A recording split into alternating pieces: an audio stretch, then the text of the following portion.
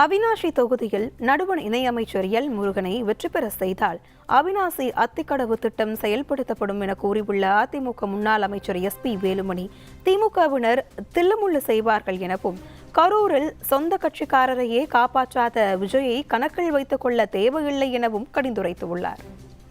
போட்டியிடக்கூடிய நம்முடைய மாண்புமிகு அமைச்சர் முருகன் அவர்கள் இன்றைக்கு மத்திய அமைச்சராக இருக்கார்.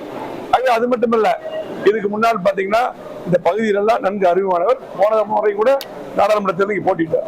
ஆகவே மக்களோட மக்களாக பழகக்கூடியவர், நல்ல அற்புதமான வேட்பாளரை நம்முடைய தலைவர்கள் கொடுத்திருக்காரு. ஆகவே இந்த தொகுதிக்கு இதுக்கு முன்னரே மிகப்பெரிய முன்னேற்றத்தை கொடுத்துருக்கோம். அத்திக்கடவு திட்டம் நம்ம கொண்டு வந்தோம். திமுக முழுமையா முடிக்கிறோம். 4 வருஷத்துக்கு கழிச்சு முடிச்சோம். இன்னும் குளத்துக்கு தண்ணி போறதில்லை. திட்டம் 2 அறிவிச்சிருக்கோம். இதெல்லாம் மத்திய அரசாங்கத்தில் நிதி வாங்கி இதெல்லாம் நிறைவேற்றக்கூடிய ஒரு நல்ல வேட்பாளர் இங்க கிடைச்சிருக்காங்க.